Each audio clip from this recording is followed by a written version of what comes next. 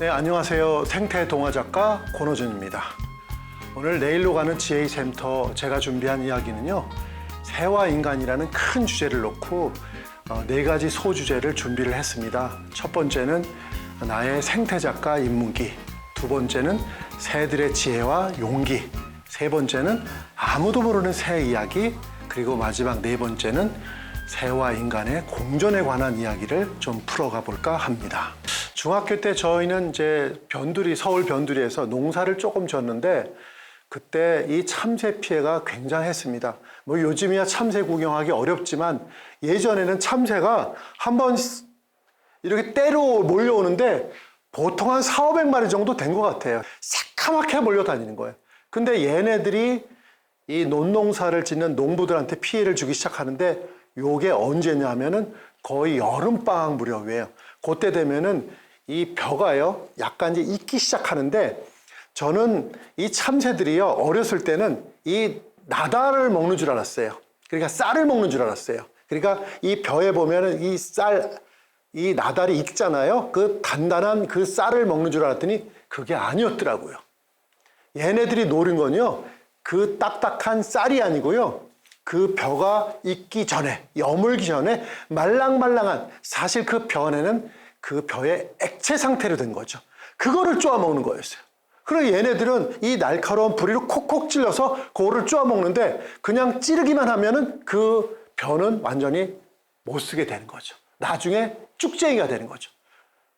사람들은 사실 그 당시에 이 참새를 쫓기 위해서 막 뭐 꽹가리도 가져오고 막 양은 냄비도 막 두들기도 하고 심지어 뭐 그 카바이트 포탄처럼요 뻥뻥거리면서 소리를 내가지고 그걸 쫓기도 했지만 소용이 없었어요. 그런데 총은 달랐습니다. 자, 어느 날 저희 아버님이 공기총을 들고 오신 거예요. 이렇게 펌핑을 해가지고 바람을 넣는 총이었는데 그래서 저는 그 총을 보는 순간 꽂혔죠. 자, 총소리와 함께 참새가 떨어지니까요, 참새들이 드디어 반응을 하기 시작하더라고요. 참새가 오질 않는 거예요. 왜? 저 땅 하는 소리와 함께 자기 동료와 자기 새끼가 바닥에 떨어지고요, 이 참새들이 아는 거죠. 아, 저 이상하게 생긴 저 막대기에서 소리가 요란하게 빵 하고 나고, 그리고 자기 동료들이 떨어진 거하고 상관관계가 있다 없다? 있다는 거죠. 그러니까 얘네들이 그 판단을 하는 거. 저기 가면 안 돼. 저건 무서운 데야. 자, 그래서 슬슬 우리 논에는 참새가 오지 않기 시작했습니다. 그러던 어느 날이었어요. 아주 울긋불긋하게 생긴 새가 있는데 그 새를 향해서 제가 총을 쐈습니다. 바로 이 화면에 보이는 이 새입니다. 여러분들이 아마 예전에 노래 산까치야 산까치야 이런 노래 있을 거예요. 아주 예쁜 새잖아요. 근데 이 산까치가 실제 학명은 어치입니다. 이 새를 쏜 거예요. 엎드려 쏴요. 딱 쐈는데 얘가 떨어진 거예요. 이 어치가 죽지 않은 거예요. 막 날개를 파닥거리면서 막 정말 그 고통스럽게 날개를 파닥거리는 거예요. 그 순간 제가 크게 느낀 거예요. 이거 정말 내가 나쁜 짓을 했구나. 금방 싸늘하게 식어서 죽었습니다. 저는 그 장면을 보고요, 크게 뉘우쳤어요. 아, 이게 정말 내가 나쁜 짓을 했구나. 그런데 여기서요, 제가 만일 그때 제가 총을 땅 쏘고 어치가 떨어졌는데 그 자리에서 죽었더라면 어쩌면 저는 계속 사냥꾼의 삶을 이어갔을 것 같아요. 그런데 죽지 않고 고통스럽게 파닥파닥 거리는 순간 살아있기 때문에 제가 나쁜 짓을 했다는 것을 제가 느끼게 된 거죠. 그래서 저는 그날 총을 내려놨습니다. 그리고 아버지께 말씀드려서 경찰서에 반납을 하도록 부탁을 했습니다. 자, 그렇게 세월이 수십 년이 지났습니다. 제가 10여 년 전에요, 어느 날 제가 숲속을 터벅터벅 걷고 있는데 갑자기 제 머리 위에 이끼가 한 뭉치 떨어지는 거예요. 여러분, 아니 이끼가 떨어질 수가 있어요? 이끼는 고목이나 바위에 붙어 있는 거잖아요. 이끼 한 뭉치를 딱 보면서 이게 뭐지? 이게 왜 떨어졌지? 저는 너무너무 궁금했어요. 왜? 이끼가 머리 위에 떨어질 수가 없었으니까요. 그래서 그 앞을 쫙 뒤졌더니 바로 이 사진에 나오는 왼쪽에 있는 새 둥지가 보이더라고요. 밤나무 위에 있었는데요, 높지 않았어요. 그래서 나뭇가지를 밟고 딱 올라갔더니 글쎄 이 둥지에 알이 4개가 있는 거예요. 이 호랑지박이 둥지의 겉면을 보면요, 이끼로 돼 있어요. 그래서 이 날아가던 이 발가락, 호랑지박이 발가락에 이끼가 한 뭉치 걸렸고요. 이 이끼가 걸어가던 제 머리에 떨어진 거죠. 이 이끼를 만나면서요, 이 호랑지박이를 만나면서 꽂혔습니다. 바로 그날부터 나무 뒤에서 이 새를 관찰하기 시작한 거예요. 그래서 하루에 10시간씩 새를 관찰한 거예요. 자, 이게 둥지가 있으니까 이동을 안 하죠. 움직이질 않잖아요. 새는 암컷, 수컷이 계속 날아오죠. 그래서 며칠 뒤에 텐트를 사가지고 한 20여 미터 앞에 쳐놓고 거기서 위장막을 쳐놓은 거죠. 그렇게 해서 이제 사진을 찍고 또 제가 이제 비디오도 찍고 그랬어요. 그렇게 하다 보니까 굉장히 빠르게 새 생태를 이해하게 되더라고요. 바로 이 새가 호랑지박이라는 새입니다. 깃털의 무늬가 호랑이 무늬를 닮아서 호랑지박이라는 이름을 가지고 있죠. 이 새의 둥지를 오랫동안 관찰하다 보니 영감을 얻게 되었고요. 호랑지박이 가족을 주인공으로 삼아서 동화를 쓰게 되었고, 제가 생태 동화 작가의 길을 걷게 됩니다.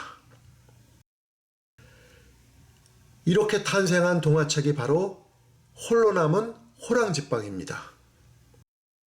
자, 그래서 저는 제가 만난 호랑지박이 이끼와의 인연, 이걸 통해서 정말 그때 그 순간에 바로 시작해야 된다는 게 얼마나 중요한지를 깨닫게 된 거예요. 그래서 제가 이제 성인 강연할 때 이런 얘기를 하죠. 우리 운명은 우연을 가장해서 찾아오는 것 같아요. 정말 괜찮은 말 같지 않습니까? 자, 여러분, 옆을 지나가는 다가오는 이 우연들을 결코 가볍게 보지 말자는 얘기를 지금 말씀드리는 겁니다. 자,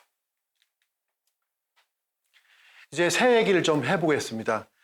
제가 이제 새 생태 동화를 쓰고 새 생태 그림책을 쓰다 보니까 늘 새를 관찰해야 되고 새들의 행동이나 소리와 여러 가지를 놓치지 않고 사진을 찍고 영상을 촬영하면서 그걸 기록을 하고 관찰하고 하다 보니까 저는 물론 제가 과학자도 아니고 생태학자도 아니죠. 하지만 오랫동안 10여 년 동안 새를 집중해서 계속 관찰하다 보니까 하나하나씩 제가 모르던 호기심들이 풀어지고요. 또 이해 못했던 것들이 하나하나씩 해결이 되더라고요. 자, 여러분들 뭐 다 새는 아시니까요. 새는 다른 동물, 예를 들어서 사자나 호랑이, 뱀, 뭐 이런 다른 동물과 비교해서 뭐가 다를까요? 탁 떠오르는 게 뭐 있지 않습니까? 그렇죠. 깃털은 정말 새가 다른 동물과 비교해서 완전히 다른 점인 것 같아요. 자, 이건 굉장히 특이한 점입니다. 자, 어떤 동물도 이 깃털처럼 가벼운 물건을 갖고 있지 않습니다. 새는 바로 이 깃털을 가지면서 날게 됐고요. 그렇게 살아가도록 진화를 했습니다. 자, 저는 사실 이 깃털 얘기 할 때마다 새들한테 저절로 너무너무 미안해지는 거예요. 왜냐하면은 우리 이제 날씨가 곧 추워지면 오리털로 만든 옷을 입잖아요. 오리털 패딩, 파카를 입게 되잖아요. 그런데 사실은 이 오리털, 우리 롱 패딩 있잖아요. 롱 패딩 한 벌 만드는데 여러분, 오리 가슴털을 몇 마리를 뽑아야지 될 것 같습니까? 한 서너 마리요? 네다섯 마리요? 10마리요? 놀라지 마세요. 이 긴 성인용 롱 패딩 오리털 파카 하나 만드는데 무려 25마리의 오리가 희생을 해야 됩니다. 그런데 여기서 참 희한한 거는요, 오리를 죽이지 않습니다. 거위털 패딩을 만드는 과정의 비윤리성 논란은 끊이질 않습니다. 국제동물보호단체가 공개한 영상입니다. 한 남성이 살아있는 거위를 붙잡아 깃털을 사정없이 잡아뜯습니다. 순식간에 벌건 속살이 드러나고 비명소리가 가득합니다. 살갗이 찢겨 나가기도 하는데 그 자리에서 생사를 꿰맵니다. 다오는 거위의 목과 가슴 부위에서 나오는 부드러운 솜털을 뜻하는데 거위들은 산채로 털을 뜯기고 자라면 다시 뜯기는 식으로 도살 직전까지 10여 차례에 걸쳐 털을 뽑힙니다. 주로 유럽과 중국에서 생산되는데 논란이 커지면서 유럽연합은 살아있는 거위나 오리의 털을 뽑는 행위를 금지했습니다. 또 계속 살점이 떨어져 나가고 지저분한 축사에 있다 보니까 감염이 되고 세균에 의해서 그렇게 해서 죽는 오리도 꽤 많다고 합니다. 그래서 저는 새들을 보면 너무너무 미안하죠. 자, 그러면 이 새들은 과연 이 깃털을 얼마나 갖고 있을까요? 자, 깃털은 한 800에서 한 2만 5천 개 정도 갖고 있다고 합니다. 자, 오른쪽에 있는 지금 약간 잿빛 나는 저 새는 큰 곤입니다. 여러분들이 우리 동화책에 많이 나온 백조 있죠? 바로 그 백조가 이 큰 곤인데요. 이 큰 곤이는 깃털이 2만 5천 개 정도 있고요. 그런데 또 우리가 큰 새 있죠? 독수리. 독수리는 생각보다 1,000개가 되지 않는다고 합니다. 그러니까 새마다 약간 이 개수가 다르지만은 자, 이 깃털을 보면서요, 우리가 생각할 게 많습니다. 왜냐? 이 깃털이야말로 새가 다른 동물과 비교해서 완전히 다른 차별화된 포인트이기 때문에요. 저 깃털을 지탱하는 이 깃털을 갖고 있는 그 기축이죠. 그 기축은 굉장히 탄력성이 뛰어납니다. 거의 배로 치면 강력한 돛대를 하나 세우는 거라고 할까요? 그 정도로 강력하고 탄력도 뛰어납니다. 자, 지금 이제 제가 그동안 관찰하고 배우고 느끼고 했던 새에 관한 이야기를 하는데 첫 번째 지금 깃털 얘기를 했고요. 자, 다음 어떤 얘기를 하는지 한번 볼까요? 자, 여러분 이 사진을 보면서 타이틀이 나오죠? 모든 새는 알을 낳는다. 여러분 동의하십니까? 모든 새는 다 알을 낳습니까? 혹시 포유류처럼 젖먹이 동물처럼 새끼를 낳는 새는 있지 않을까요? 여러분 어떻게 생각하세요? 이게 학교에서 아이들한테 물어보면요, 거의 한 70%는 새끼를 낳는 새도 있다 이러고 다 손을 들어요. 그런데 정답은 모든 새는 다 알을 낳습니다. 알을 낳지 않으면 새가 아닙니다. 자, 참 이 알 참 신기합니다. 나중에 또 좀 약간 깊이 들어서 얘기를 할 테니까요. 오늘은 간단하게 좀 말씀만 드리겠습니다. 새들은 보통 알을요, 대개 하루에 1개를 낳습니다. 물론 이틀에 3일에 낳는 새도 있긴 해요. 자, 그런데 하루에 1개를 낳는데 참 신기한 건요, 새들이 보통 이제 서너 개 알을 낳는다 그러면은 이거를 1개 낳고 품고 두 번째 날 또 낳고 품고 이렇게 품질 않고요. 새들 놀라운 지혜를 발휘합니다. 자, 예를 들어서 새가 4개의 알을 낳는다 그러면 4개의 알을 다 낳고 그 다음 한꺼번에 품기 시작합니다. 자, 한꺼번에 품는 건 굉장히 중요한 포인트예요. 이건 제가 보기에 신의 한 수인 것 같아요. 자, 한꺼번에 품으니까 어떻게 해요? 한 2주 정도 있다가 이제 새끼들이 알에서 깨어나겠죠? 어떻게 해요? 따로따로 깨어날까요? 한꺼번에 깨어날까요? 한꺼번에 깨어난 거죠. 이거 어떻게 이 새들이 알았을까요? 아마도 수십만, 수천만 년을 지나가면서 이거를 얘네들이 아마 깨달았을 거예요. 깨우쳤을 거예요. 처음엔 아마 실패도 많았겠죠. 한꺼번에 하나 낳고 품고 또 그 다음날 품고 그러면 계속 꽉꽉 품어주면 어떻게 해요? 따로따로 깨어나면은 이거 수습이 안 되는 거죠. 관리가 안 되는 거죠. 그래서 바로 이 부분을 해결을 했습니다. 저는 이제 그 위장막을 치면서 새를 계속 관찰하면서 제가 본 건요, 새들이 알을 한번 품기 시작하면 기본 4-5시간, 대여섯 시간 이 정도 꼼짝 않고 있다가 어쩌다 이제 여름에, 초여름에 더우면 물 마시러 나갔다 들어올 정도지, 목욕 한번 하러 들어올 정도지 그 이외에는 움직이지 않습니다. 제가 관찰한 흰뺨 검둥오리는요, 몇 시간 기록을 세웠냐면 13시간 만에 둥지에서 나오는 것을 확인했습니다. 대단한 거죠. 그러니까 이 새들은 이 인내심이 정말 대단한 거예요. 우리가 새를 통해서 배우는 인성이 바로 인내심입니다. 또 한 번 시작하면 끝장을 내는 거죠. 우리 이거 배워야 되잖아요. 자, 지금 새 알이 지금 꽤 많습니다. 여러분, 새들은 보통 알을 이렇게 많이 낳습니다. 왼쪽은 박새알이고요. 오른쪽은 붉은머리 오모눈이라는 뱁새입니다. 뱁새 여러분 교과서에 나온 새예요. 자, 뱁새가 황새에 따라가다 가랑이 찢어진다. 이 뱁새는 나중에 이제 뻐꾸기 탕난 요때도 나옵니다. 자, 여러분 이 새들은 기본적으로 이렇게 알을 많이 낳습니다. 자, 그런데 지금 이렇게 많은 알을 낳는 새가 대부분이지만 그렇지 않은 새가 또 있는 거죠. 우리 세상에는 항상 예외가 존재하잖아요. 자, 놀라운 예외를 보여드리겠습니다. 바로 이 새입니다. 여러분 잘 아시는 맷비둘기입니다. 자, 맷비둘기나 산비둘기나 똑같은 말이죠. 자, 산비둘기. 근데 옆에 보면 알이 몇 개죠? 2개밖에 없습니다. 자, 비둘기는 산비둘기, 맷비둘기 포함해서 다 알을 2개만 낳습니다. 자, 이 알을 왜 2개만 낳을까? 물론 요거 나중에 또 한번 좀 깊이 들어가서 좀 얘기를 할 거예요. 자, 맷비둘기 알을 2개를 낳는데요. 자, 2개밖에 낳지 않는다면 맷비둘기 입장에선 공평할까요? 공평하지 않을까요? 이건 좀 공평하지 않죠. 왜? 다른 새들은 뭐 5개, 뭐 10개, 11개 뭐 이렇게 낳는데 아니 맷비둘기, 산비둘기만 알을 꼴랑 2개 낳는다면 지네들은 공평하지 않죠. 근데 세상 공평합니다. 이렇게 자연계를 보면요. 공짜 없어요. 다 공평하게 뭔가 이루어지고 구성이 되어 있다는 거예요. 자, 맷비둘기요. 알을 2개 낳는 대신 얘네들한테 메리트를 줬어요. 어떤 메리트냐면 얘네들은요. 번식을 1년 내내 할 수 있도록 이렇게 세상이 만들어졌습니다. 얘네들은 한마디로 연중 번식입니다. 우리가 봄이 되면 이제 새들이 짝을 지어야 되니까 막 노래를 부르고 소리를 내잖아요. 자, 울음소리 지금 납니까? 다 뚝 끊어졌죠. 아름다운 새소리 들려요? 없죠. 거의 7월을 말이 되면은 들리지 않습니다. 그런데 요즘도 노래를 부르는 새가 있는데 바로 그게 맷비둘기입니다. 왜? 맷비둘기 연중 번식을 하니까. 얘네들은 겨울에도 합니다. 심지어. 자, 이렇게 연중 번식을 하다 보니까 비록 숫자는 적지만 봄, 여름, 가을, 겨울 뭐 이런 식으로 날 수 있겠죠? 그런데 또 아까도 말씀드렸지만 세상은 공평합니다. 이렇게 무한대로 또 많이 낳도록 물론 나는 건 자유지만 이 낳아서 잘 키우도록 내버려 두질 않더라고요.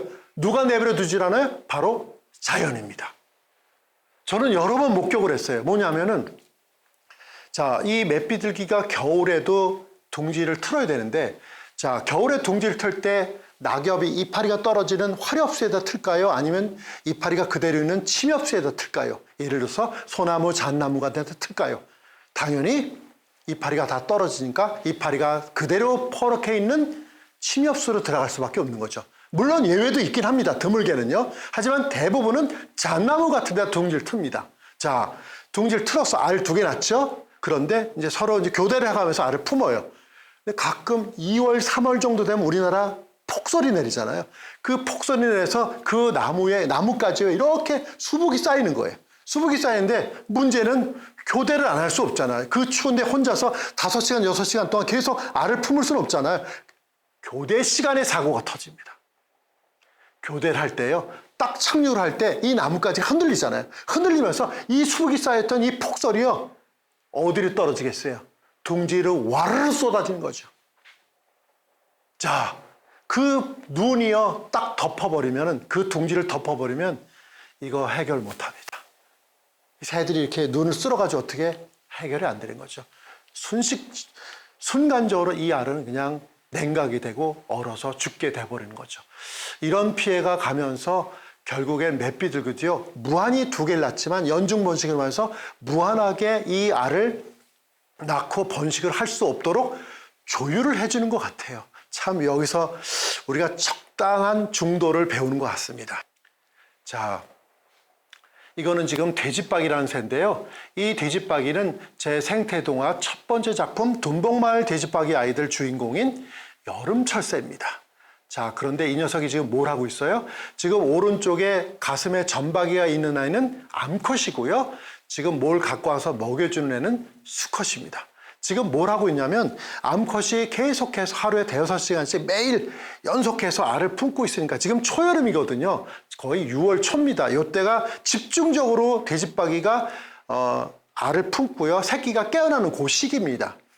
자, 그런데 계속해서 품다 보니까 암컷은 힘들겠죠. 그런데 바로 이때 이 수컷이 벌레를 잡아서 이 암컷한테 직접 먹여주는 거예요. 돼지박이 수컷이 벌레를 하라름 입에 물고 있네요. 암컷이 둥지에서 새끼들을 돌보고 있는데 수컷이 먹이를 물고 온 겁니다. 암컷은 새끼를 정성껏 돌보고 수컷은 열심히 사냥을 해서 새끼들에게 먹이를 줍니다. 정말 다정한 부부가 서로 대화를 하고 있는 것처럼 보이지 않습니까? 이렇게 수컷이 암컷을 위해서 먹이를 잡아주는 새들은 꽤 많습니다. 자, 이 장면 참 아름답죠? 우리가 이걸 통해서 정말 새들이 얼마나 따뜻한 부부애를 갖고 있는지 우리가 배우게 되는 것 같습니다. 자, 그런데 신기하게도요, 또 재미난 새가 또 있네요. 풀숲 무덤새라고 하는 새인데, 물론 당연히 우리나라 새는 아닙니다. 이 새도 역시 호주나 뉴기니 쪽에 있는 새인데요. 이 새는 아주 독특합니다. 자, 아까 계속 새들이 몇 시간 동안 꼼짝 않고, 아까 쉰뺨 검둥오리는 13시간 동안 움직이지 않고 이 알을 품었다고 얘기했잖아요. 그런데 이 호주에 사는 이 풀숲 무덤새는요, 알을 품지 않습니다. 예외인 거죠. 놀라운 예외인 거예요. 아니, 새라면 당연히 알을 낳고 알을 품어야 되잖아요. 지 알을 품어야 되잖아요. 이 녀석은 알을 안 품어요. 자, 근데 여기서 이름에서 우리가 뭔가 힌트를 얻을 수 있죠. 무덤새입니다. 그러니까 이 녀석은 거대한 무덤을 만들어 놓고 거기다가 알을 낳고요. 땅을 파가지고 자기 알을 낳고요. 그런 다음에 그걸로 끝나는 게 아니고요. 얘는요, 관리를 합니다. 그러니까 한마디로 예를 들어서 악어도 알을 낳잖아요. 거북이도 알을 낳죠. 해안가에서. 해안가에도 알을 낳는데 얘네들은 관리합니까? 안 하죠. 그런데 얘는 풀숲 무덤새는요, 관리를 합니다. 예를 들어서 햇볕이 좀 덜 나는 좀 예를 들어서 구름이 잔뜩 낀 날 같은 흐린 날에는 아무래도 온도가 필요하잖아요. 그럴 때는 자기가 발가락을 긁어서 땅을 팝니다. 그래서 알을 내놓고요. 또 햇빛이 쨍쨍 내리쬐면은 어떻게 해요? 이게 또 너무 과열되면 안 되잖아요. 그럼 또 덮어서 이 온도를 유지합니다. 그래서 아마도 그 온도를 감지하는 능력이 있는 것 같아요.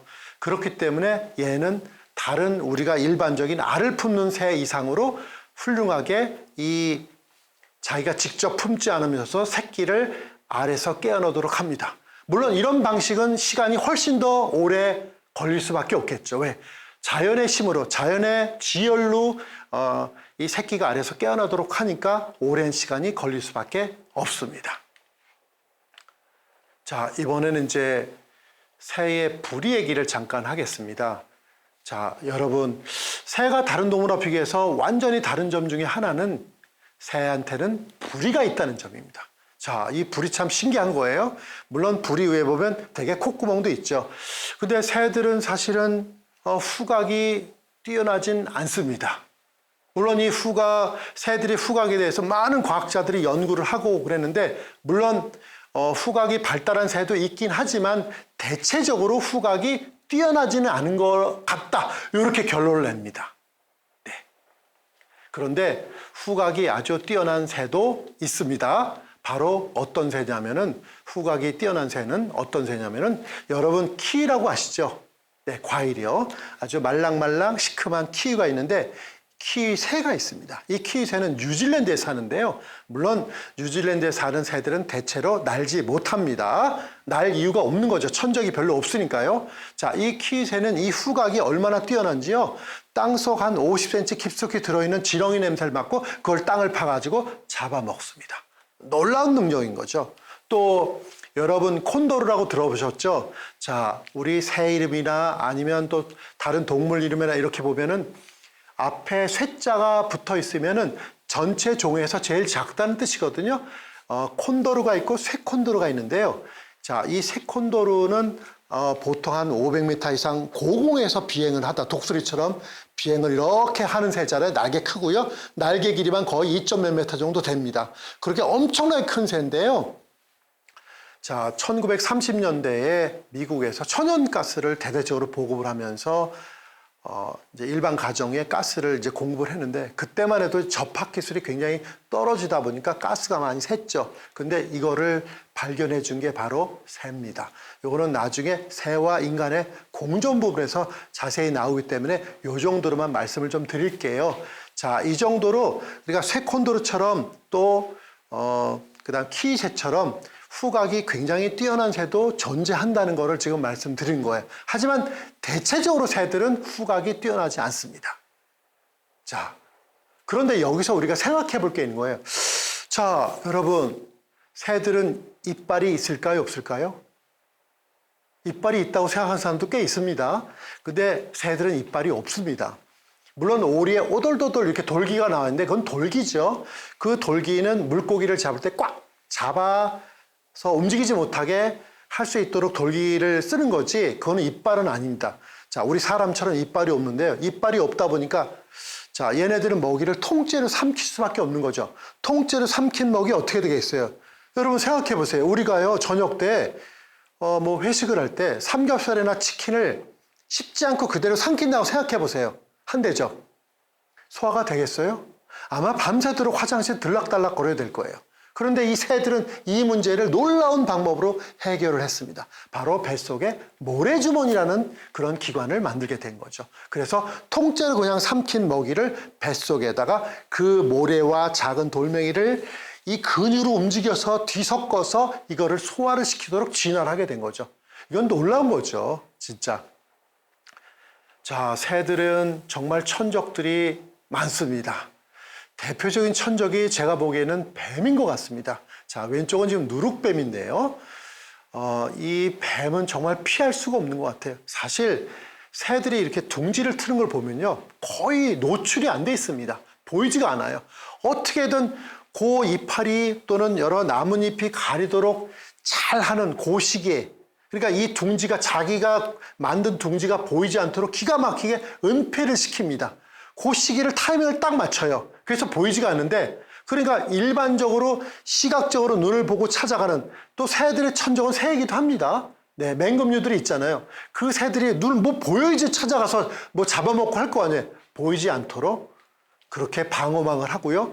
또 되도록 작은 새들, 낮게 둥지를 트는 새들, 예를 들어서 뭐 뱁새라든지 뭐 이런 새들은 되게 가시 덤버리는 이런 환경을 좋아합니다. 왜? 그렇게 하면 다른 천적들이 들어오기 어려우니까. 그건 들짐승도 막을 수 있거든요. 자, 모든 천적들을 다 막아낼 수 있지만 딱 하나 막을 수 없는 건 누구죠?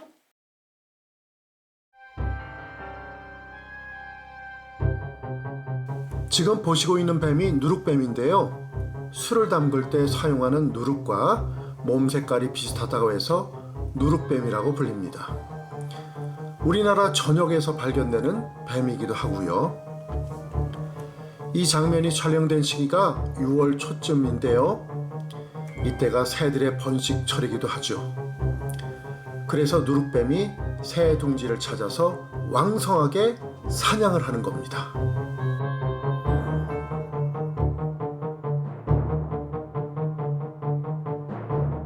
지금 크게 확대해서 촬영을 해서 큰 뱀처럼 보이지만 사실 몸집이 크지 않은 뱀이라 찬 나뭇가지로도 자유롭게 이동이 가능합니다.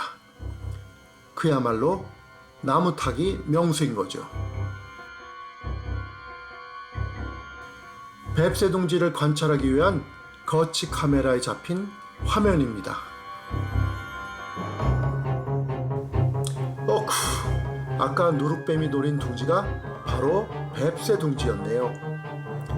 어미가 도망간 둥지에는 이제 갓 태어난 뱁새 새끼만 남았네요.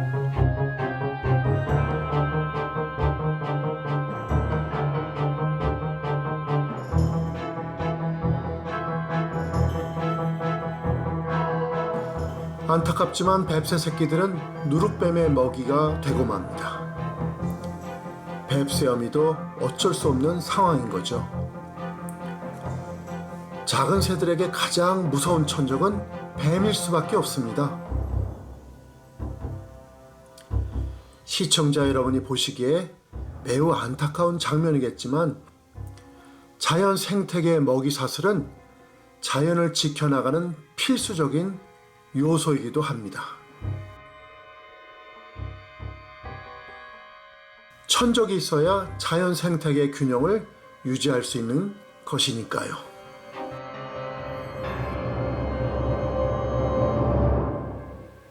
정말 새를 관찰하고 새를 연구하는 건요, 곧 천적을 연구하는 거랑 똑같습니다. 자, 그런데 어떤 천적이요? 정말 새를 관찰하려면 뱀도, 파충류도 연구를 많이 해야 되는 것 같습니다.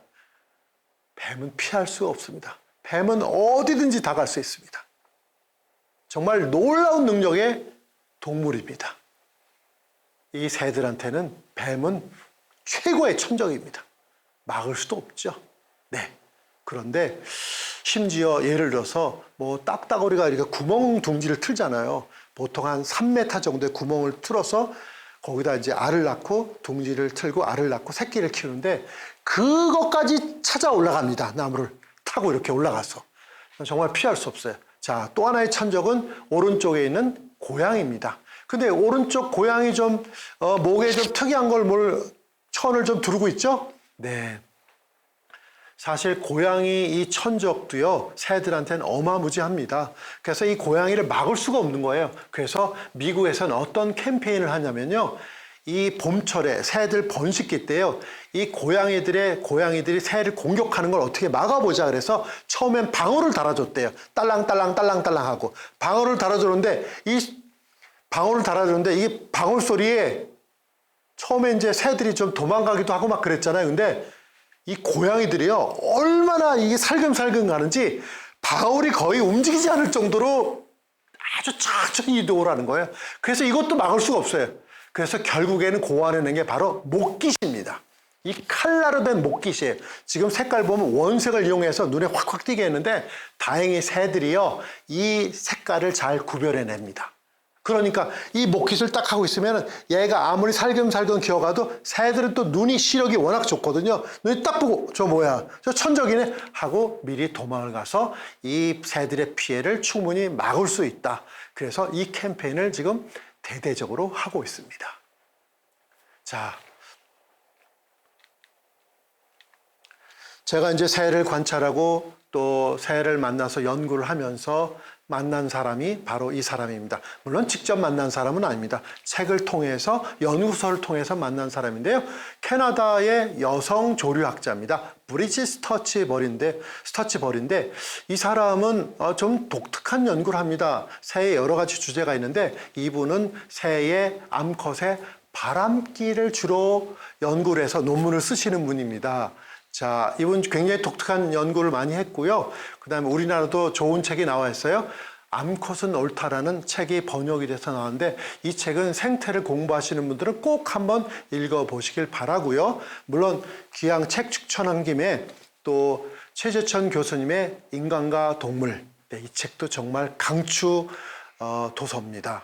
네, 생태 또 행동학 이런 거 연구하시는 분들, 공부하시는 분들 꼭 한번 읽을 수 있는 개론서입니다. 자, 브리짓 스터치벌이 아주 독특한 연구를 많이 했는데요. 어느 날 이 딱새 둥지를 본 거예요. 그건 이제 알이 4개가 있더래요. 그래가지고 이제 며칠 뒤에 보니까 새끼 4마리가 깨어난 거죠. 그래서 거기에서 이제 새끼 4마리의 이제 유전자를 이제 연구를 조사를 한 거예요. 그랬더니 놀랍게도 새끼가 4마리인데 유전자 검사를 해봤더니 아빠가 넷. 이거 아주 단적으로 아주 새들의 캐릭터를 단적으로 보여주는 얘기죠. 자, 새들은 정말 바람기가 많은데 새들은 놀랍게도 수컷보다는 암컷이 절대적으로 바람기를 발휘하는 것 같습니다. 바로 이 부분을 지금 얘기를 하고 있는데, 자, 또 이런 연구도 했습니다. 어느 날 이제 암수 간의 어떤 역할 관계에 대해서 연구를 하는데요. 이제 이 새끼가 알에서 깨어났어요. 그래서 암수가 서로 이제 벌을 잡아다 이제 먹이를 주잖아요. 대개 교대를 하거나 또 교대를 하죠. 호랑지바위 같은 경우는 수컷이 전적으로 사냥을 해서 잡아오고 암컷은 둥지를 지키고 뭐 이런 역할 분담을 하는데, 자, 이 딱새는 왔다 갔다 하면서 서로 암수가 교대를 하면서 아마 먹이를 줄 거예요. 그런데 이 학자가요, 수컷을 포획을 해서 잡아서 감금을 했습니다. 1시간 동안. 그리고 암컷 행동을 한번 관찰해 본 거죠. 여러분, 수컷 계속 먹이를 주는 수컷을 잡았어요. 잡아가지고 못 움직이게 한 거죠. 암컷 어떻게 행동했을까요? 암컷 그냥 떠나버렸습니다. 이거 놀라운데요. 우리 사람의 시각으로 보면 좀 이상하죠. 해석이 안 되죠. 근데 이 암컷의 행동으로 봤을 때 이거 뭐야? 이거 나 혼자 왜 생고생이야? 뭐 이런 거죠. 자, 그러니까 우리가 항상 우리가 얘기를 해도 뭐든지 그렇잖아요. 어떤 동물 환경 얘기를 할 때 우리 모두 사람의 시각, 사람의 판단으로 결정을 하고 생각을 하잖아요. 이것도 우리가 한 번쯤 좀 재고를 하고 지양을 해야 될 그런 부분이 아닌가 생각을 합니다. 자, 우리 새의 시각, 새의 입장에서 보면은 완전히 다른 거죠. 아마 나중에 여러 가지 또 사례가 있는데 그때마다 또 재미난 사례가 나올 것 같습니다. 자, 아주 흥미로운 얘기를 좀 할게요. 지금 이제 여기 소제목은 물이 있는 곳에 새가 있다 그랬는데 반대로 얘기하면 새가 있는 곳에 물이 있다. 이렇게도 말씀드릴 수 있죠. 자, 놀랍게도요. 새들은 물과 뗄래야 뗄 수 없습니다. 불가분의 관계입니다. 물 절대적입니다. 물론 동물도 마찬가지죠. 근데 새들은 그게 더 절실하고 필요한 것 같습니다. 왜냐하면 새들은 기본적으로 체온이 굉장히 높습니다. 자, 여러분, 새들 체온이 우리 인간보다 높을까요? 낮을까요? 이렇게 질문하면 우리 인간보다 낮아요 하는 사람도 일부 있어요. 한 30%는 있더라고요. 놀랍게도 새들은 우리 사람보다 체온이 높습니다. 아니에요. 높은 게 아니고요. 엄청 높아요. 놀랍게도 평균 체온이 42도에서 43도나 됩니다. 자, 그러다 보니까 얘네들은 이 체온 관리를 하기 위해서 수시로 이 높아진 체온을 낮추기 위해서 또 목욕을 해야 되고 물을 마셔야 되고 하다 보니까 늘 새가 있는 곳에 물이 있다는 거. 그러니까 우리가 새를 관찰하기 위해서 새가 날개가 있는데 언제 따라다니면서 관찰하겠어요? 그런데 뭐 걱정할 거 없어요. 여러분들 공원이나 숲속에 들어가서 작은 옹달샘, 샘물 아니면 둔벙 이런 거 하나 찾아 놓잖아요. 나무 뒤에서 의자 하나 딱 갖고 앉아 있으면은 한 3시간만 있으면 그 숲에 있는 새들 절반은 다 모여듭니다. 왜? 물 마시고 목욕해야 되니까요. 새를 관찰하기 위해 작은 물웅덩이를 만들고 거치 카메라를 설치해 본 장면입니다. 카메라를 설치하고 잠시 후 바로 나타난 새는 쇠박새입니다. 주변을 경계하고 안전한다는 것이 확인되자 바로 물웅덩이 안으로 뛰어드네요. 마치 여름철에 풀장에서 노는 아이 같기도 하죠.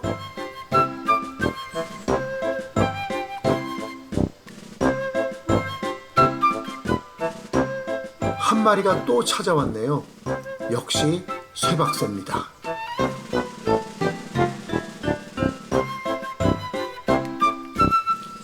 새 목욕하는 장면 처음 보시는 시청자분도 계실 겁니다. 이처럼 새들에게 있어서 물은 뗄래야 뗄 수 없는 관계인 거죠. 따라서 물이 있는 곳에는 반드시 새가 있고요. 또 새들이 먹을 수 없는 물은 인간도 먹을 수 없습니다. 그런데 문제가 있어요. 그럼 겨울에는 어떻게 하느냐? 아니, 겨울에는 지금 다 물이 얼어버리잖아요. 자, 겨울 이거 심각합니다. 새들 더군다나 열매를 먹어야 되잖아. 근데 열매가 또 까칠까칠하잖아요. 자, 우리 술 마시는 분들, 술 좋아하시는 분들, 우리 맥주 뭐가 좋아야 돼요? 목남김이 좋아야 된다. 뭐 이런 표현 하잖아요. 아니, 까칠까칠한 열매가 쑥쑥 넘어가겠어요? 안 넘어가겠죠? 그래서 얘네들은 물을 마셔줘야 되는데 물이 다 얼어버리잖아요. 이건 기본적으로 먹고 살 물도 없는 거예요. 이 문제를 해결해 주는 게 바로 오른쪽 사진입니다. 지금 직박구리가요. 지금 뭐 누가 구멍을 뚫어놨는데 거기서 나오는 이 수액을 지금 빨아먹고 있는데요. 자, 이 수액은 그럼 누가 제공했을까요? 여러분, 숲속에서 불이 번지가 제일 센 놈이 누구죠? 딱따구리죠. 이 딱따구리 바로 구멍을 뚫어놓습니다. 그럼 딱따구리는 다른 새들을 위해서 뚫어놨을까요? 물론 동화나 그림책에선 이렇게 이야기를 풀어갈 수 있는 거죠. 자, 딱따구리 지 마시려고 뚫어놨겠죠. 그런데 이 혜택을 누가 보는 거예요? 다른 숲속의 새들이 보는 거죠. 자, 그래서 항상 이 물이 있거나 수액의 나무에서 수액이 나오는 그런 곳이 있다면 반드시 새가 있다는 거. 자, 그런데 이 수액은 바로 단풍나무입니다. 나무 중에서 이 단풍나무 수액은 여러분 메이플 시럽이라고 아주 달짝지근한 수액이 있잖아요. 그건 영양분도 당연히 있죠. 그다음에 이제 물하고 비슷한 성분이 있기 때문에 이 새들이 열광합니다. 자, 새들의 먹거리 굉장히 다양합니다. 자, 봄이 되면 꽃도 따먹죠. 물론 꿀을 따먹겠지만요. 자, 지금 사진 왼쪽 보면 덜꺽나무 이파리인데요. 지금 누가 뜯어먹은 거예요. 자, 밑에 보면 이건 나무의 겨울눈입니다. 겨울에 보면 나무에 겨울눈이 있잖아요. 그 겨울눈을 따먹고 사는 새들이 꽤 많습니다. 자, 오른쪽은요. 지금 직박구리가 지금 무슨 열매를 뜯어먹고 있는데 이게 바로 아마 이 열매를 보고는 이게 무슨 나무인지 잘 모르실 거예요. 여러분들 봄이 되면 다 아시는 나무예요. 여러분들 이른 봄에 두릅나무 새순 따서 이렇게 초장 찍어 드시죠? 바로 이게 두릅나무 열매입니다. 자, 8월 하순 9월 초 요때 두릅나무 열매 새까맣습니다. 그런데 이 두릅나무 열매는 사진 찍기가 좀 힘들더라고요. 왜냐하면 두릅나무 열매는 되게 나무 위쪽에 지금 많이 나 있기 때문에 사실 밑에서는 잘 안 보여요. 자, 이 사진은 제가 위층에서 아래를 바라보면서 찍었기 때문에 이 지금 각도가 나온 겁니다. 자, 우리가 두릅나무 새수를 따가지고 그걸 쪄가지고 우리가 그 고추장에 찍어 먹을 때 이 새들은 가을이 될 때 이 열매를 따먹습니다. 그러니까 똑같이 사실 우리는 두릅나무 새순 따먹고 얘네들은 열매 따먹고 사실 다 같이 공존하고 있는 거죠. 네. 자, 그런데 여기서 한 가지 재미난 얘기 좀 할게요. 자, 지금 오른쪽에 직박구리라는 새, 텃새입니다. 이 직박구리는 제가 어렸을 때 많이 보이지 않았어요. 아마 남쪽에서 계속 올라왔던 새 같아요. 그런데 지금 엄청나게 번성한 새입니다. 직박구리 끼익 하고 아마 주택마다 이 소리 못 들어본 사람 없을 거예요. 그 정도로 시끄러운 새인데요. 이 새는요, 자, 여러분, 새들이 나무 열매를 많이 먹는데 사실 자기가 좋아하는 열매가 있어요. 그런데 이 직박구리는요, 안 먹는 열매가 없는 것 같아요. 아마 직박구리가 먹는 열매를 제가 그 나무 하시는 또 임금춘 선생님하고 지금 새와 나무란 주제로 지금 벌써 5년, 6년째 지금 같이 공동 작업을 하고 있는데요. 그분이랑 다니면서 100수십 종의 나무와 나무 열매를 지금 관찰하고 사진을 찍고 기록을 하고 했는데 놀랍게도 이 직박구리가요, 그 많은 모든 열매를 다 먹고 삽니다. 이것도 대단한 것 같아요. 그러니까 아마도 이 조류계에서 이 직박구리는 굉장히 독특한 새입니다. 그러니까 이 새는 모든 열매를 다 먹는다는 얘기는 무슨 말이죠? 굉장히 경쟁력이 뛰어난 새라는 얘기죠. 경쟁력이 뛰어난 새라는 얘기는 뭐죠? 번성하고 있다는 얘기입니다. 자, 그렇다면 누군가 번성하고 있지 않을 때 이 새는 번성하고 새끼를 키워서 정말 대대손손 잘 크게 번식하면서 살아갈 수 있는 아주 놀라운 능력을 갖고 있는 새라고 얘기할 수 있습니다. 자, 이제 거의 후반부가 되는데요. 여러분은 지금 오색 딱따구리를 보고 계십니다. 자, 이 딱따구리를 딱 봤을 때, 딱따구리 그냥 나무에 구멍을 뚫고 거기다 알을 낳고 뭐 이렇게 사는 새라고 하지만 사실 딱따구리 이 숲에서 너무너무 중요한 새입니다. 저는 이 새를 숲의 설계자라고 제가 규정을 했습니다. 그러니까 숲을 풍성하게 만드는 새, 숲을 아름답고 풍성하게 넉넉하게 만드는 동물이 바로 딱따구리입니다. 왜냐? 자, 이 딱따구리가 구멍둥이를 뚫는데요. 뚫고 나서 새끼를 키우고 떠납니다. 근데 딱따구리는 자기 구멍을 재활용은 거의 하지 않는 것 같아요. 그러면 이 재활용은 누구한테 혜택이 돌아가는 거죠? 바로 구멍 속에 들어가서 번식을 하는 새들인 거죠. 그 대표적인 새가 바로 어떤 새죠?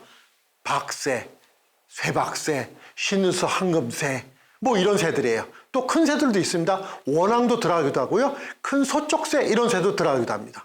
그러니까 그렇게 많은 새들이 이 딱따구리 구멍둥지가 있기 때문에, 구멍이 있기 때문에 함께 살아가고 함께 생존을 할 수 있는 거죠. 결국 그렇게 많은 새가 같이 딱따구리 구멍둥지의 혜택을 보면서 그 많은 벌레를 잡아서 우리가 힘들여서 방제를 하는 그 역할을 바로 이 새들이 대신하게 되는 거죠. 이거는 나중에 새와 인간의 공존 부분에서 조금 집중적으로 말씀을 드리기 때문에 여기서 넘어가겠습니다. 자, 이 딱따구리는 새들한테 둥지 자리를 공급하는 공급자, 또 두 번째 겨울철에 그 많은 산새들에게 수액을 공급하는 수분 공급자로서의 역할을 합니다. 너무너무 중요한 새입니다. 여러분 혹시 지나가다 딱따구리 보면 정말 좋은 인사를 좀 해줬으면 좋겠어요. 자, 이 소제목을 이렇게 썼어요. 야생 흰뺨 검도구리가 살았던 242일. 제가 벌써 꽤 됐네요. 9년도 넘었는데 제가 분당의 어떤 학교 교장 선생님이 어느 날 전화가 왔어요. 학교에 한번 와보라고. 왜요? 그랬더니 우리 학교 연못에 지금 화면에 보이는 야생 흰뺨 검노오리가 알을 8개를 낳대요. 그리고 새끼가 8마리 다 깨어났다는 거예요. 새끼 오리 구경하러 오세요. 그래서 딱 갔더니 이미 새끼들이 어미를 졸졸졸 따라다니고 있더라고요. 자, 얘네들이 물에 계속 있으면 새끼들은 깃털이 제대로 안 자랐으니까 춥겠죠? 그래서 수시로 물 밖으로 끌어내서 햇빛을 쬐게 하더라고요. 한참 햇볕 쬐는데 갑자기 어미오리가 물로 들어가는 거예요. 자, 어미오리가 물로 들어가면 새끼오리들은 따라 들어가겠죠? 자동적으로 막 뛰어 들어가는 거예요. 한 마리 퐁퐁퐁퐁 들어가는데 마지막 오리가 물로 뛰어드는 순간 풀숲에서 엄청나게 크고 무시무시한 고양이에 뛰쳐나와서 마지막 들어간 새끼를 텁썩 물고 다시 풀숲으로 도망을 치는 거예요. 제가 비디오를 찍고 있는데 저도 깜짝 놀랐어요. 자, 그래서 이제 그 연못에는 새끼가 7마리 남게 되는데 저는 연못 한가운데는 오리 둥지가 궁금해진 거예요. 그 둥지에 이렇게 갈대로 이렇게 돼 있는데 그 안에다가 둥지를 틀어놨거든요. 그래서 장화를 신고 들어가서 갈대풀을 확 젖히니까 글쎄 거기에 깨어나지 않은 알이 또 3개가 나왔던 거예요. 자, 이제 어미알은 이 알을 품을까요? 안 품을까요? 놀랍게도 며칠 동안 관찰해봤더니 어미알은 더 이상 품어주지 않았어요. 자, 이거는 이유가 다른 이유가 있긴 합니다. 자, 자기 알이 아니었던 거예요. 이 둥지 자리가 워낙 좋기 때문에 엄청나게 싸우다가 남의 오리가 거기다 알을 낳은 거예요. 지 새끼 알이 아니니까 자기가 품어주지 않는 거죠. 자, 그래서 지 새끼만 끌고 나가서 키우는 거죠. 자, 그래서 이제 며칠 있으면 하루 이틀 정도 있다가 새끼들이 이제 다리심이 좀 생기고 그러면은 얘네들 끌고 와서 큰 개천에 끌고 와서 거기서 새끼들을 키우게 됩니다. 자, 저는 이제 거기에 깨어나지 않도 알도 3개나 있었고요. 또 어미가 계속 품어주지 않으니까 이거를 어떻게 해야 되겠어요? 결국 며칠 있다 갖고 나온 거죠. 그랬더니 학교 선생님이 과학실에 병아리 부화기가 있다는 거예요. 그래서 그 부화기에 집어넣었더니 일주일 만에 전화가 왔어요. 한 마리가 알아서 깨어났다는 거예요. 2마리는 끝내 깨어나지 못했지만요. 그래서 학교 인공부화기에 딱 갔더니 이 녀석이 막 삑삑거리면서 막 저를 보더니 막 콕콕 찌르는 거예요. 자, 이 새끼 오리가 알에서 뿌직 깨어났는데 그 앞에 뭐가 움직이면 그걸 뭘로 보겠어요? 당연히 어미로 보는 거죠. 이건 본능입니다. 각인입니다. 자, 나중에 또 요 관련된 얘기가 또 나옵니다. 자, 그래서 옆에 있던 선생님이 이 새끼 오리를 물가에 딱 나오면 어떻게 하느냐 해서 상자에 담아서 딱 놨더니 이 새끼 오리가 삐삐거리고 저쪽에서 어미 오리 꽥꽥거리니까 얘는 본능적으로 또 저거 엄마다 그랬을 것 같아요. 그래서 상자에 뛰쳐나와서 막 뛰어가더니 연못으로 풍 하고 뛰어드는데 어미 오리가 달려와서 부리로 마구대리 찍는 거예요. 자기 새끼가 아니라고 보는 거죠. 공격할지 모르니까 저 봐요. 지금 시청자 여러분이 No. 보시고 있는 장면은 당시 제가 직접 촬영한 화면입니다. 저런 어미는 새끼를 기르고 있는 영역 안에 들어온 다른 새를 침입자로 간주하기 때문에 절대 가만두지 않는 거죠. 그대로 내버렸다간 새끼 오리가 죽을 것 같아서 내가 소리를 꽥 질러서 어미 오리를 쫓아냈죠. 엄마 오리가 저쪽으로 도망간 사이 태어난 지 얼마 안 되는 흰뺨 검도오리 새끼 한 마리는 놀랍게도 물속으로 잠수해서 탈출합니다. 다행히 죽진 않았어요. 그때 교장 선생님이 오셔가지고 저한테 작가님 이제 어떡하죠? 이 새끼를 여기다 풀어주면 고양이 밥 될 텐데 좀 입양 좀 부탁합니다. 그래가지고 제가 입양을 했습니다. 손바닥에 올려놓고 우리 아파트 6층으로 끌고 간 거죠. 거기서 제가 무려 240일 동안 살았습니다. 50일이 되니까 날개가 다 자라더라고요. 그래서 저는 산기슭에는 물웅덩이에 와서 한번 비행이 되는지 안 되는지 한번 날려봤어요. 샥 날렸더니 처음엔 안 되더라고요. 풍덩 2번이나 실패했어요. 근데 3번째 또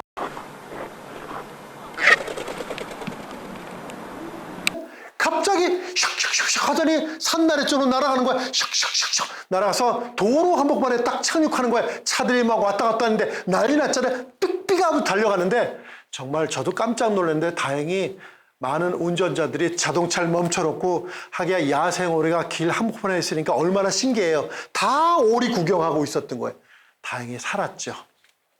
자, 이렇게 행복하게 살았는데 가을 어느 날 삑삑이가 태어났던 학교 교장 선생님한테 편지가 온 거예요. 실제로요. 편지를 딱 뜯어보니까 삑삑아 보아라. 참 교장 선생님도 참 재밌으시죠?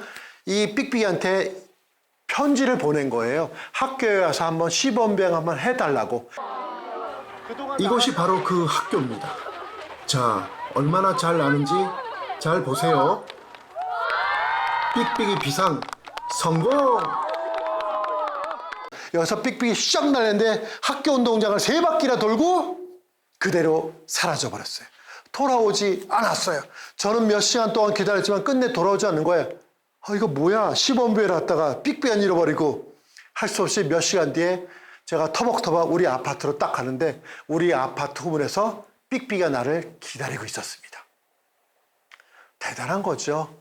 자, 이렇게 행복하게 살던 삑삑이가 240일 되던 날 학교 운동장에 갔는데 갑자기 저를 보더니 막 울어대는 거예요. 꽥꽥거리면서요. 저는 그때 몰랐죠. 자, 바로 요게 삑삑이가 떠나기 직전의 행동이었는데요. 얘가 의사표현을 했던 것 같아요.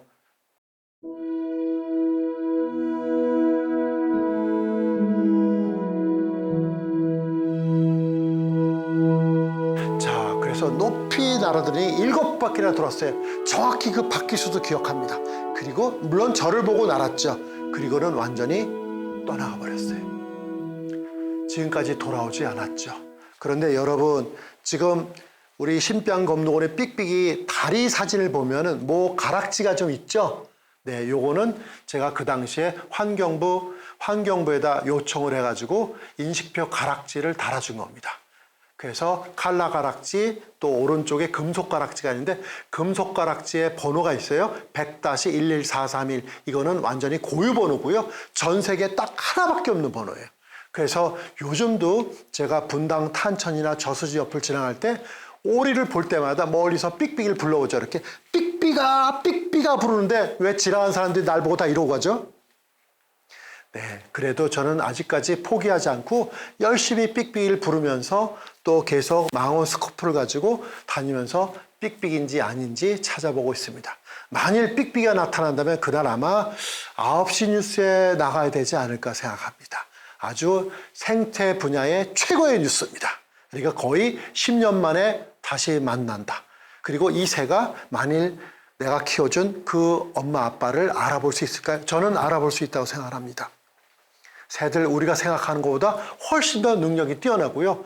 우리가 생각하는 것보다 알지 못하는 게 너무너무너무 많습니다. 네. 자, 이제 첫째 시간 오늘 저의 생태 작가 인문기를 지금 개괄적으로 쭉 말씀을 드렸는데 어떻습니까?